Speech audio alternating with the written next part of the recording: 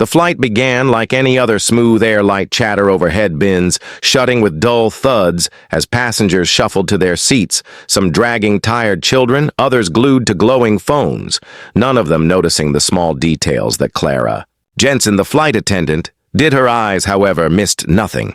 Her shoes clicked softly along the aisle, her calm voice welcoming each traveler. But behind that perfect composure, her thoughts ran sharp and fast as always, scanning, watching, cataloging. She had been on this route dozens of times, but something today felt different. Seat 14B was the first signal he boarded last, moving with care, not like a man in a rush, but one who had a destination far more important than the seat number on his ticket.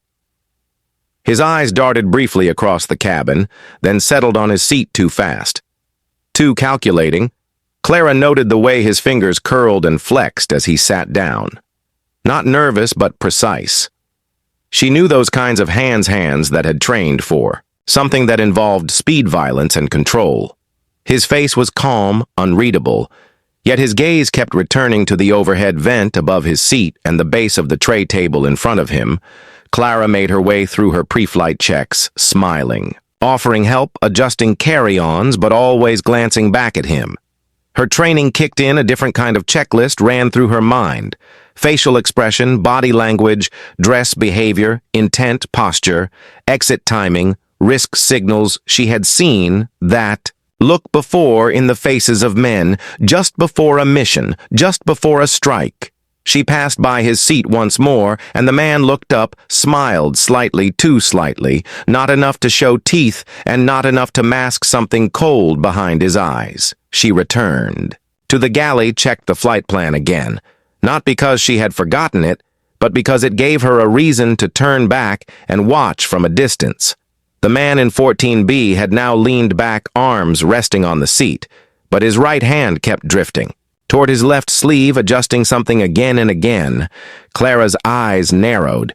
It was subtle, almost nothing, but it repeated too often, and every time his hand came back from the sleeve, he flexed his fingers and rubbed the side of his palm, almost like there was something embedded under the cuff, something small, something metal.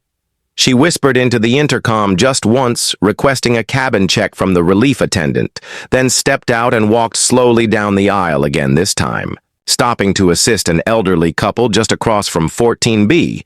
Her angle now perfect, she caught the tiniest glimpse of wire, not from a headphone jack or charger cord, but thin, military-grade, almost surgical, and the way he tapped his foot in a steady rhythm. It was no anxious habit.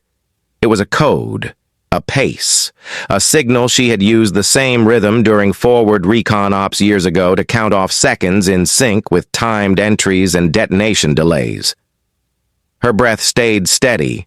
Her smile never faded, but she knew then this was no ordinary passenger, and this was no ordinary flight. She had 20 minutes before cruising altitude, and somewhere in that time, the man in 14B was going to do something catastrophic. He was checking the overhead again. Maybe something was up there, maybe not. Maybe it was a distraction, but she did not need to know all the answers. She only needed to act in seat 18A, 4 rows back. Instructor Rios was already watching. Not Clara, not the other attendants, but the man in 14B. And he had noticed Clara, too. Noticed the way she moved, too practiced, too alert. Not a civilian, not fully. And when she passed the food cart down the aisle, she tapped her phone 3 times against the tray. In a rhythm Rios recognized, 1, 2, pause. 1, 2. It was a signal. One he had not heard in years, and it was old school. No encryption, just trust and clarity, the kind used in operations deep in territory, where silence was life and mistakes meant body bags. Rios leaned slightly toward his teammates, Collins, Barnes, Hale, not enough to alarm the passengers, but just enough for a wordless exchange. Eyes, nods, readiness. Something was happening, and the flight attendant had just warned them in a language older than words. Clara, meanwhile, circled back to the galley, checked the cart again. Her heart now steady, her training uncoiling inside her like a coil wound too tight for too long. She glanced down at the emergency med pack on the side wall and silently snapped open the lower hatch, removing a small emergency blade hidden inside, taped there years ago by a former military flight tech who believed in backups and bad days. The seatbelt sign pinged overhead. The final cabin call was made.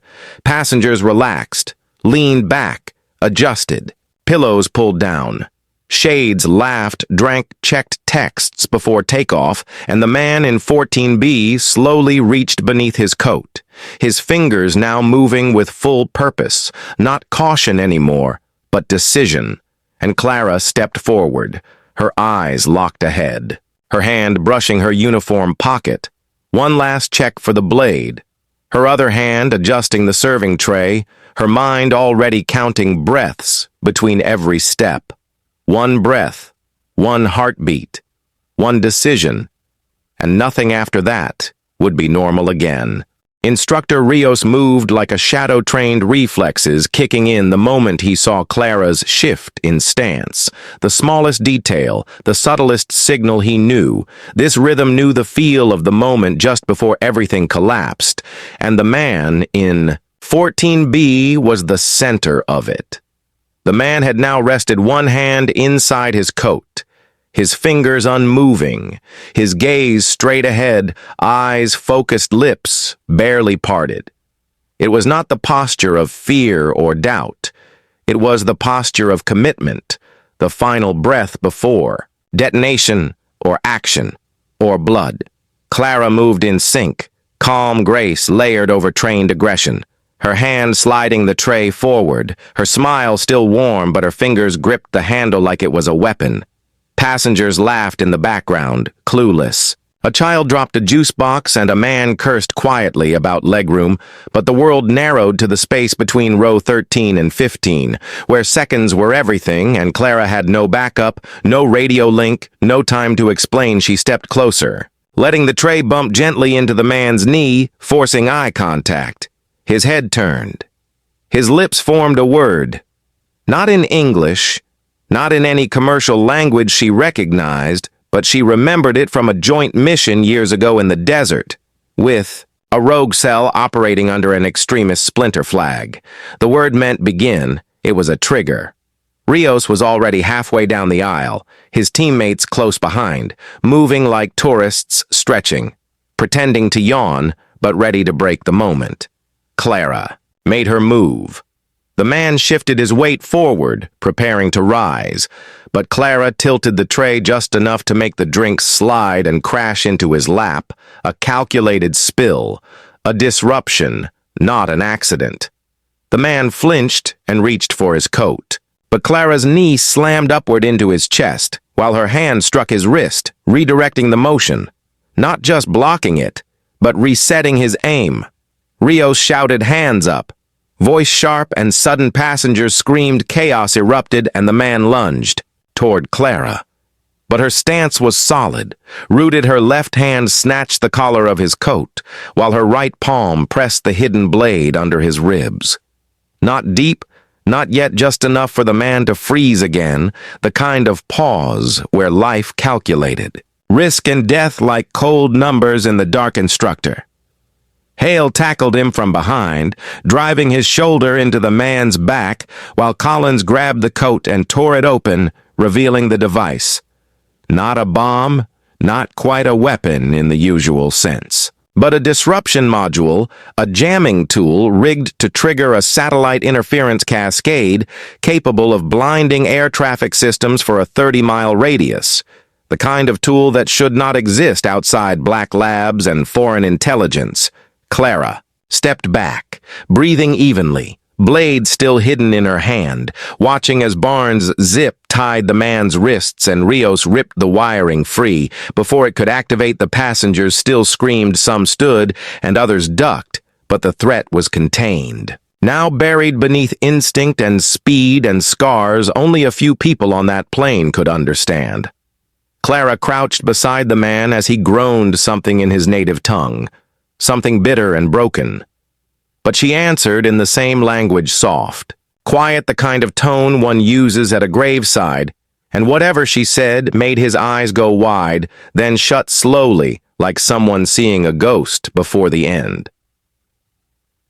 The captain emerged from the cockpit, pale shaking, asked for a report, but none of the instructors gave it instead. Clara handed him the device, then turned to retrieve the spilled drinks, calm as ever. The moment buried now beneath routine, the surface of her identity undisturbed once more. It was Collins who finally asked the question, low voice, meant for her alone. "Who the hell are you?" And Clara only smiled, told him, "Flight Attendant Jensen, ma'am, at your service."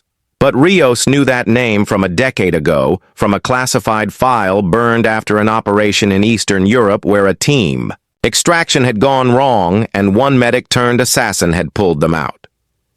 One by one, Clara returned to the galley, cleaned her hands, checked the roster, and filed a report about turbulence and a disoriented passenger, but she knew the report would be erased, rewritten, handled quietly, because some actions were never meant to reach the surface and some heroes never stood in the spotlight. The man in 14B was taken away when they landed, met by agents who never gave names with badges that never flashed, and the rest of the passengers were told it was a false alarm, an ill passenger. No cause for concern, just a delay on the tarmac and a free voucher for inconvenience. But when Clara stepped off the plane, uniform still spotless, posture unchanged. The instructors waited near the gate, not in casual clothes now, but in full uniform backs, straight eyes forward, and without a word they raised their hands in salute because they knew the truth, and they knew the code, and they knew her not as Clara, the flight attendant, but as something else, something rare, something lethal, something sacred. The debrief room was cold, sterile, too clean for something that smelled so much like war. The instructors sat along one side of the steel table, backs, straight eyes alert. Though none of them spoke for a long while, they watched Clara across from them, still in her flight uniform blazer. Crisp skirt pressed, not a hair out of place. She sat without slouch, without twitch or glance at the clock, like someone who had done this many times in places much darker than this one. Instructor Rios finally broke the silence with a single-word name, but Clara did not answer. Not yet. Her hands remained folded in her lap, her gaze calm, measured, not defensive, just precise.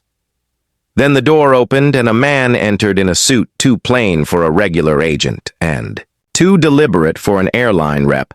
His voice was smooth, but every syllable carried weight, classified background.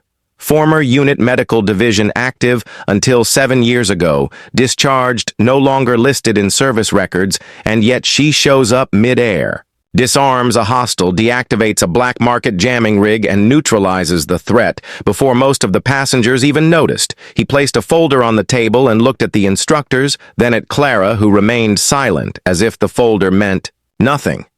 And maybe it did. Maybe she already knew what was inside. Barnes opened it first. Photos, documents, mission reports. None of it recent. None of it official enough to still exist. One image showed a body half buried in snow, surrounded by the broken outlines of foreign uniforms. Another showed a convoy burning in a canyon, and in the corner of one frame, the shadow of a figure holding a weapon, too advanced for the timestamp. Clara closed the folder with one hand and said one sentence: "I did what was necessary then." She stood, walked to the window, and stared out at the runway where another flight prepared to board another plane. Another mask, another role. Collins leaned back in his chair, arms folded, eyes on her. She knew him too, from the past, not in person, but from reputation, from shared silence across overlapping missions, from names whispered at briefings and lessons written in scars. "You were Ghost Squad?" he said, voice low. Not a question, and Clara nodded barely enough to count. And the man in the suit exhaled through his nose, said, "It was off the books. International cooperation, deniable operations, asset use only in emergencies." And she walked away from it all. "I died 3 times, Clara said, still looking out the window. Each time it was cleaner to let the record go. Blank easier than writing the truth in ink that never dries each time I came back. Different, not better, just quieter. Rios walked over and joined her by the window, not close enough to invade the space, but enough to show something unspoken. The kind of respect one does not owe, but gives anyway. What was he planning?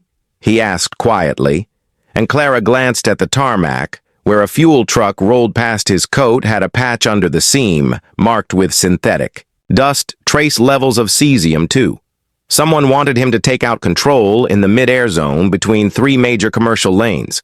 Trigger a redirect, create panic, maybe force a crash and then step in as the hero, or blame another player either way. It was a power test, someone pulling strings far above the clouds. Barnes flipped the last page of the folder, frowned the name written. There was not the suspect from 14B, not even close. Instead, it was a contractor ID linked to a defunct logistics group once used by NATO Shadow Ops.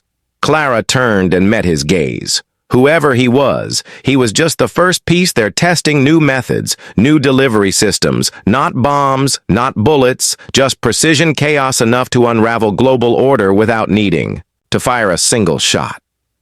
The man in the suit collected the folder, tucked it beneath his arm, and looked once more at Clara.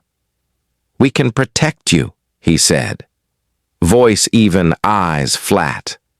And she smiled not kindly, but with the faint edge of someone who had seen offers.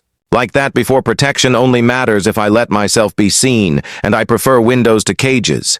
Then she walked past him out the room, her shoes clicking once again down polished floors until the sound faded entirely. The instructors sat for a moment, longer quiet thinking, each of them weighing what it meant to owe their lives again to someone who existed only in shadows, someone whose name they could not say, and whose presence would never appear on a medal or citation. Rios broke the silence. "First again, tell command. We're staying on the next 3 flights, same route, same timing. Let's see if they send anyone else, and if they do, we'll be ready." Clara stepped outside into the August heat, her breath steady, her hands at her sides. And above her, another plane cut across the blue sky, its engines low, its wings steady, and she followed it with her eyes, as if watching for the next signal, the next warning, the next war that would not come with sirens or fire, but with silence and, something far more dangerous, memory. The sun had just begun to slide beneath the clouds as Clara stood on the curb outside the terminal, wind brushing loose strands of hair against her face, her uniform still immaculate, despite the chaos of the day behind her. The instructors had not followed her out. Not yet. At least, maybe they knew better.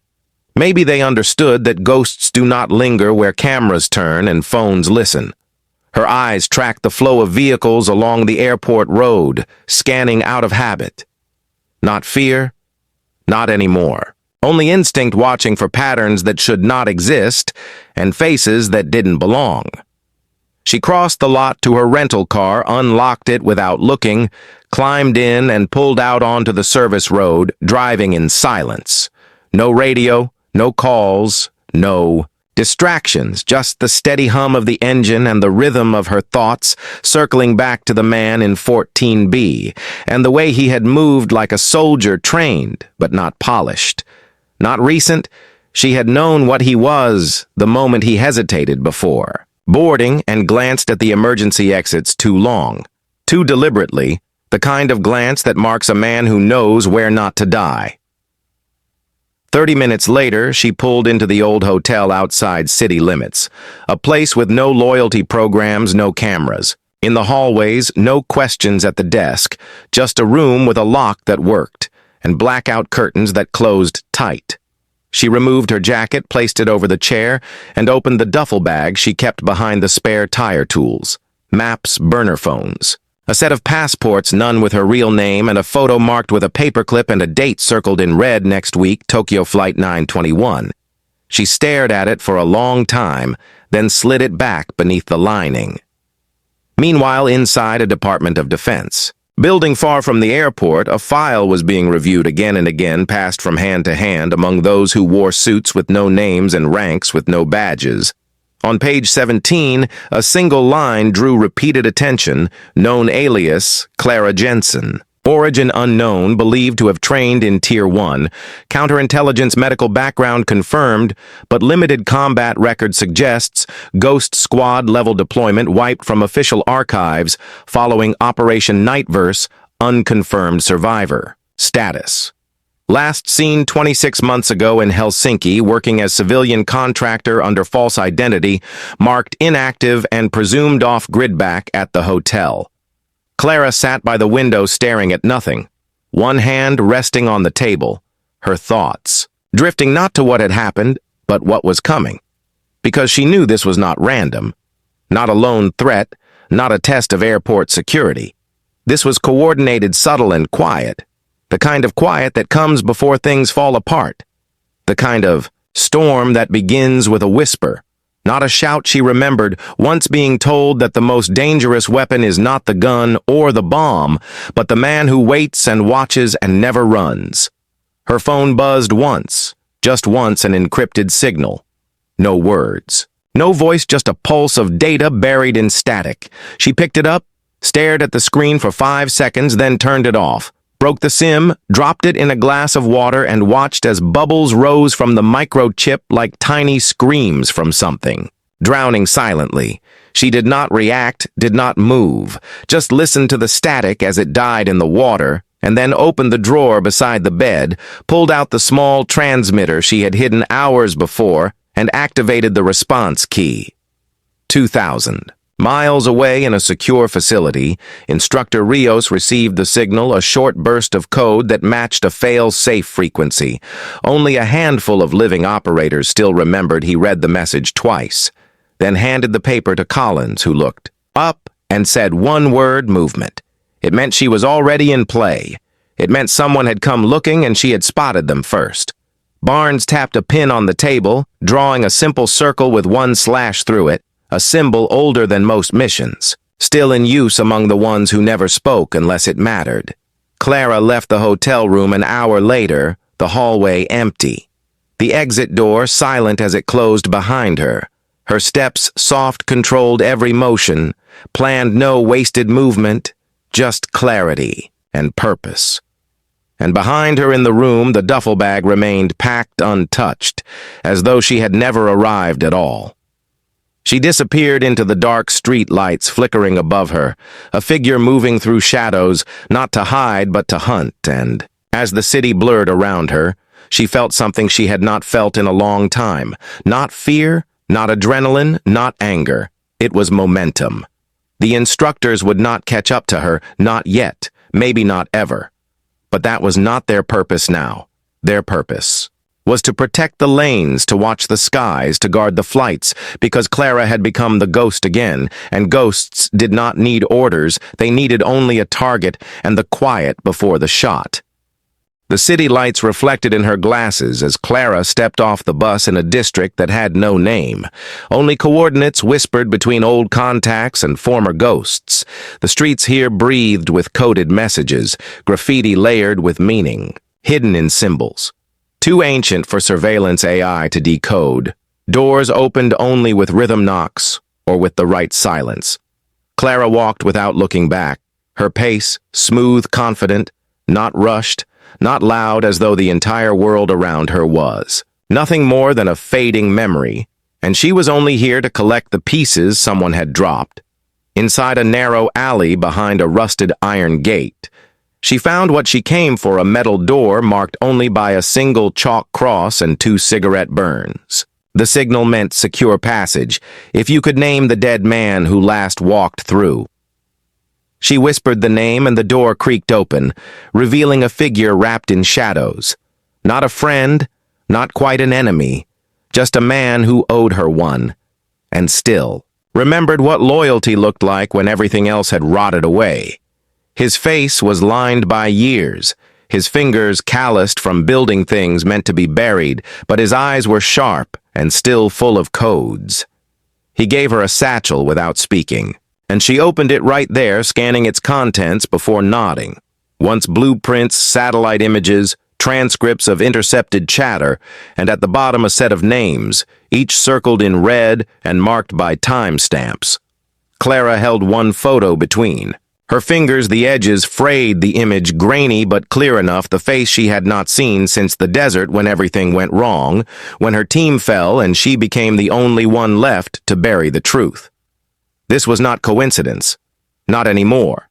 This was unfinished business painted across the world in invisible ink.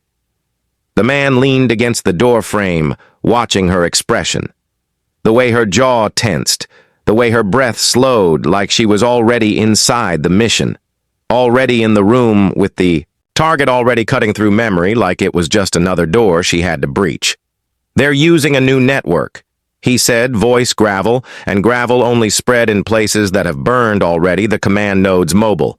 They shift every 36 hours, always bouncing, always bleeding into civilian lines. But the names don't change. Only the carriers. Clara folded the photo and tucked it inside her coat, said, "I'll find the core, and when I do, I'll burn the signal at the root." He handed her one last item, a coin smooth and black, marked with a single silver scratch down the center. It was a kill coin used only when the target could not be captured, when the damage outweighed the intel, when mercy was not a choice. Clara didn't flinch. As she took it, she didn't blink. She simply turned and walked away, the night swallowing her once more, as though it knew she belonged to no side, no nation, only the silence between the alarms, far across the ocean.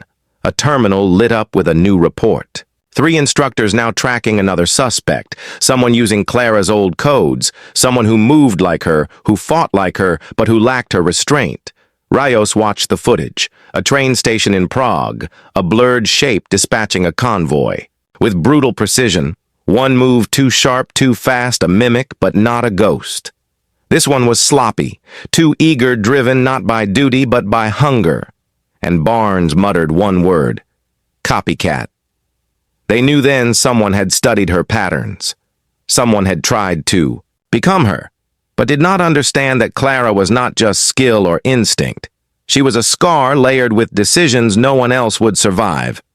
Rios marked the coordinates on a board, drew lines between flights, between cities, between names, and said, "She's drawing them out one by one. She's forcing the network to surface, and when they surface, we strike." Clara boarded a cargo flight under a new name, seated among crates and silence reviewing files under red light. Her eyes scanned with surgical speed, marking dates, times, facial tics, behavioral cracks in the armor of men who thought they were invisible. She memorized patterns the way one memorizes a route through a minefield, not because she feared death, but because she respected its rhythm, and knew how easily it sang to the careless, as dawn crept over the horizon and the flight prepared to descend. Clara looked out at the ocean far below its surface, calm, its weight unknowable, and she remembered something her old commander once said. Before the last operation, before everything went dark, if you stare into the abyss long enough, it does not stare back. It follows you home and waits for the door to open again. The cargo plane touched down in Istanbul before the sun rose, the runway lights flickering like slow heartbeat pulses beneath the heavy mist. Clara stepped off through the service hatch without waiting for the crew, her boots hitting the tarmac. With the weight of memory in every step, the air here was thick with history and unfinished wars, and the old city stretched beyond the airport like a sleeping beast too ancient to wake, but never fully asleep. She moved through customs without speaking. Her forged ID just another page in a book no one wanted to read, and by the time the terminal lights faded behind her, she was already gone, swallowed by alleys that remembered how to keep secrets. She met the contact in the basement of a closed fish. Market 3 levels below sea level, the smell of salt and rust in the air, a place where voices did not echo and shadows bent the wrong way. He was waiting at a table surrounded by crates marked as radio parts. But Clara knew better. These crates carried pieces of something older, Cold War hardware, blacklisted tech things that had no names anymore, only legends. He slid a single envelope across the table, his hands steady his eyes, hollow and tired from seeing too much and forgetting too little. Inside the envelope were 4 things: A list of coordinates written by hand, a grainy photo of a man stepping out of a train station, a data chip embedded in a plastic card, and finally a torn patch from a uniform no longer issued. It was marked with a symbol. Clara had not seen in years a wolf skull overlaid with a serpent that coiled around a dagger. It was the insignia of Task Echo, a unit so buried in redactions that even ghosts whispered its name only when it rained, and now it was surfacing again, like rot through polished floors. She asked one question, how many are left, and the contact answered without looking up. 4, maybe 5, most went private. Some went dead. None came back clean. They never do. Clara pocketed the chip and stood the conversation. Was over because in this world, words were currency and silence was the only thing that gained interest. She stepped back into the morning light, where the call to prayer drifted over the rooftops, and the city came alive with the sounds of 1,000. New stories beginning, and none of them knowing how close they stood to the edge of something ancient stirring once again. Meanwhile, across the Atlantic, Rios and his team were closing in on the mimic, the one who moved like Clara, but killed without. Her code, they found him in a port town operating under a corporate identity. Too clean, too new. The kind of shell that money builds when it wants to disappear. Barnes cornered him in a warehouse filled with medical supplies, all of it real, but some of it laced with a synthetic compound that traced back to the same black market tech from Flight 921. Collins took the shot when the man reached for something on his belt, and when they searched his body, they found a coin like Clara's, only marked, with a different scratch pattern, inverted coordinates, and a time. That was when they realized it. This wasn't just a network, it was a schedule, an execution timeline mapped across flights, cities, terminals, pressure points, designed to collapse infrastructure. In a pattern so subtle it would look like chaos, but it wasn't. It was a signal written in blood. Clara was following it one step ahead, but only just, and the instructors now knew they weren't backing her up. They were racing to stay close enough to learn. Before the final wave dropped. Back in Istanbul, Clara took a tram through the old districts, the city sliding past in reflections and movement, her eyes fixed on the horizon, as her mind replayed the words from the contact Task Echo was reactivating. Not officially, but in pieces, fragmented cells designed to trigger each other, a daisy chain of operators like landmines in human form. And she had once been one of them, not by choice, not by loyalty, but because someone had needed a weapon that could think and feel and still walk away after setting the fire. Her destination was a crumbling hotel near the coast, long abandoned, except for those who remembered how to use forgotten places. She entered through the back, climbed 4 flights without, touching the railings, and knocked once on a faded blue door. The man who opened it was blind in one eye, his face marked by burns and broken lines. But he smiled when he saw her and said, "You're late." Clara stepped inside without smiling because there was nothing to smile about. Not yet. The war was still loading, still shifting, and she needed his mind more than his memory. He spread the maps out on the floor, circles and arrows drawn in red, black, blue, green. Each color, a code, each shape, a phase.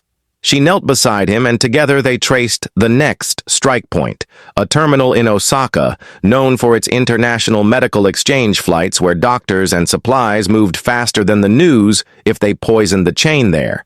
It would look like disease, not sabotage. And that was the point, to make the world panic and never know who lit the fuse. Clara stood again. The path was clear now. Not easy. Never easy. But clear. She had 7 days to stop the next link before the schedule caught. Up to her, before the mimic's death triggered the next operator, before the signal buried in digital silence became real fire again, and she would not let it happen, because this time the war came wearing a stewardess badge, and the ghosts had chosen her to answer. The Osaka terminal buzzed with its usual rhythm. A quiet storm of motion and protocol disguised as peace travelers moved in all directions. their eyes distracted by signs, phones, luggage, unaware that just beneath their feet, something old and cruel was stirring again. Clara arrived through a side gate dressed as airport security, with a forged badge and a scanner that didn't work. Her steps measured her expression unreadable as she passed through the staff corridor where surveillance was. Blind in 3 key places, she had mapped it before she boarded the flight, knew exactly how long she had in each zone, how many seconds between glances, how many cameras were outdated and which ones were lying. The medical bay was located 2 levels. Below the domestic concourse behind a biometric door that was supposed to only open for 3 authorized doctors. Clara bypassed it with a tool. The blind man in Istanbul had given her a device that hummed like old music and opened locks like they were made of paper. The room beyond was sterile, empty, too clean, and that was wrong. Even in places designed to heal, there should be traces, fingerprints, data, clutter. None of it was here, only silence, and something that smelled like ammonia and rust. She found the shipment in a refrigeration unit labeled for pediatric trauma supplies, the crates unsealed despite the log claiming otherwise. Inside she saw the rows of vials marked with batch numbers and expiration dates, all perfectly forged, all identical, in every way, except for one, a microprint barely visible, that marked these vials as part of Project Locus, an experimental compound originally designed for rapid blood coagulation under battlefield conditions, but later linked to severe neurological degradation if exposed over time. Clara ran a scanner over them, confirmed the chemical signature matched the sample from the mimic's warehouse, and closed the crate slowly, her fingers tightening around the edge. She heard footsteps before she saw them, 2 guards in standard gear approaching from the far hall. Not airport staff, not medical either. The way they walked, too, balanced, too alert, marked them as outside contractors, mercenaries trained to watch, not ask questions. Clara stepped back into the dark corridor, pressed herself into the shadows, and waited her breath, slowing her body still. She could hear them talking in clipped Russian. One saying something about shipment confirmation, the other checking a device, then both laughing, low and soft. Like this was already over, like they had already won. She moved after they passed, trailing them at a distance, weaving between steel doors and maintenance rails until they reached a stairwell marked restricted. They entered with a key card. That should not exist and disappeared down into a lower level. Clara followed moments later, and what she saw there pulled old memories from places she thought she had sealed off forever. It was not a storage room, it was a command node complete, with uplinks, signal relays, and a secure broadcast terminal patched into 5 satellite feeds, one of them military grade. She recognized the equipment, the markings, the alignment. It was Task Echo infrastructure built by hands she once called brothers at. The center of the room was a man seated before the terminal typing with mechanical speed. His back to her, his shoulders hunched as though the weight of the machine was fusing with his spine. She knew that posture, she had seen it before in the field. When operatives went too deep too long and forgot they were human, he turned slowly, sensing her presence without hearing it, and when their eyes met, Clara froze. Not from fear, but recognition. His name was Jonas Drell, the last commander of Task Echo, the man who had ordered her into the mission that broke her team and vanished during the extraction. Jonas stood and said one word. Clara, his voice flat like an echo inside a metal box. She raised her hand slowly, not in greeting, but in calculation, and asked him how long he had been planning this and why he used her face to start the chain.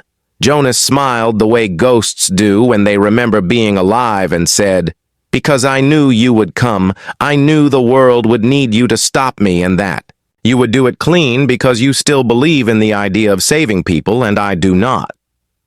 The guards re-entered, weapons drawn, but Jonas waved them off and stepped closer. His hands open, his expression, calm and full of something broken he spoke of. The failures, the lies, the decades of missions that ended in fire with nothing changed, only new names burned into old stone. He said this was the reset, not destruction, but correction, to purge what no longer served to scare the world into building something better. And Clara listened without blinking, because she had heard men like him before, good men turned wrong by grief, by loss, by the sound of too many eulogies folded into empty letters. She said nothing when he reached for a transmitter. She just moved 2 steps forward, 1 strike to the wrist, 1 to the throat. He dropped without a word, the device shattering on the floor. Clara looked at the screens, the data, the maps. Then at Jonas, coughing blood and still smiling like he wanted. To be stopped like this was his redemption, and then the alarms began to sound not from her action, but from above, where something else had been triggered. The instructors were already en route, and Clara knew this was only one node the signal would move again, and she had less than 72 hours before the next burn point. She walked out, leaving Jonas unconscious but alive, because sometimes justice was slower than death, and the world needed to know what he had built before it could be destroyed for good.